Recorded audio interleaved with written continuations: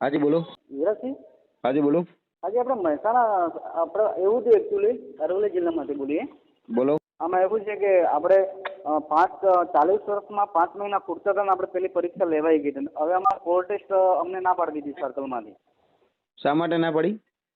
કે ભાઈ 5 મહિના પહેલા જે પરીક્ષા લેવાઈ હતી હા એ તમે અમારે 40 વર્ષ પૂરા અમે એસટી ટ્રાઇબલમાં હું આદિવાસીમાં. બરાબર. અને હવે કોર્ટ ટેસ્ટ માટે 27-28 તારીખે જે બોલાયા છે એમાં એવું કીધું કે તમારા હવે 40 વર્ષ પૂરા થઈ ગયા છે. આ તો ભરતી જૂની છે ને એને કઈ આ ભરતી થોડી નવી છે. હા એટલે તો મેં કીધું મારે તો ઓલરેડી 58% હતા, કોર્ટ ટેસ્ટમાં પાસ હતો, બધું ઓકે થઈ ગયું ને હવે અમારા કોલ લેટર મારે નહીં આવ્યો મતલબ. લે આવું થોડી હોય. હા એટલે મારો 5 મહિના પહેલા પરીક્ષા લેવા દે, 5 મહિના પછી થાય તો એમાં મારો તો હું તો દાવેદાર છું જ નહીં.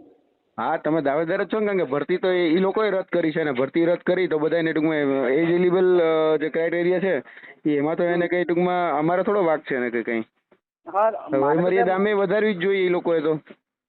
હા અને એમને મને એક ચાન્સ તો આપવો જ જોઈએ ને. મારે ઓલરેડી બતાવું પાસ છું ને મારે ઓકે થઈ ગયું હતું અને એ લોકો પરીક્ષા કેન્સલ કરીને હવે મહેસાણા સર્કલની અંદર અમને પોલ ટેસ્ટ માટે 28-29 તારીખે જ્યારે બોલાયા હતા એમાં મને સર્કલમાંથી ફોન આવ્યો કે તમારી ઉંમર પૂરી થઈ ગઈ કે તમને એવો પોલ ટેસ્ટ ના મળે એમ.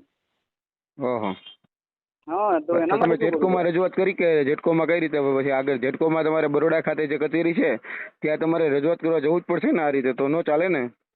હા તો પણ હવે અમારે ડિવિઝન કેવું લાગે છે અરવલ્લીમાં છે, મેં એપ્રેન્ટિસ અહીંયા મહેસાણામાં કરી હતી તો એ લોકો મને ના પાડી છે. હા તો એના માટે મારે શું કરવું પડે? જેટકો કચેરી બરોડા ખાતે જે છે ને ત્યાં જ જવું પડે ને ત્યાં એને ચર્ચા વાત કરવી પડે તમારે એની જોડે. તો મહેસાણા જાઉં કે પછી બરોડા જાઉં? બરોડા એ જ વધારે સહેલું પડશે ને. એવું છે એટલે મેં કીધું આ નંબર મળ્યો તો મેં કીધું વિરાજસિંહ જાડેજા સાહેબ જોડે વાત કરી લઈએ તો એનો કોઈ રિસ્પોન્સ મળશે નહીં. બરોડા જવું પડશે પહેલા. બરોડાથી જ થશે. આ તો ખરેખર અન્યાય કહેવાય ને. આ થોડી કઈ નવી ભરતી છે. આ તો જૂની ભરતીમાં એ લોકો જે ભૂલ હતી એ ભૂલ સુધારી ટૂંકમાં એને કેવું કીધું કે ભાઈ અમારે પોલ ટેસ્ટમાં ભૂલ થાય ને. આપણી તો ભૂલ નથી, ભૂલ તો અધિકારીઓની છે. આપણી ભૂલ હોય તો સમજાણું. આ તો અન્યાય જ કહેવાય ને. તમારી જોડે બીજા કેટલા છોકરાઓ છે?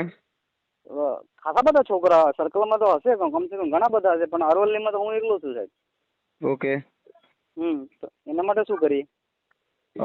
જેટકો કચેરી જે છે ને મેન ઓફિસ બરોડા એ બરોડા જ જવું પડે. આનું નિરાકરણ તો ત્યાંથી જ આપી શકે એ લોકો.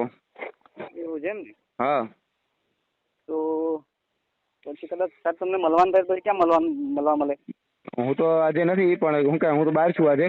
પણ તમારે જેટકો કચેરીમાં જવું હોય તો ટૂંકમાં બરોડા છે એનાથી આપણે જે જગ્યાએ આંદોલન થયું હતું એ આંદોલન જે જગ્યાએથી ત્યાં જ જવું પડે પહેલા. એવું એમ ને? તમે પોલ ટેસ્ટ અને પ્રિલિમિનરી સોરી લેખિત બંને પાસ હતા? બંને. તો થોડી એને કે તમે એને કે મને રોકી શકો એને કે યાર.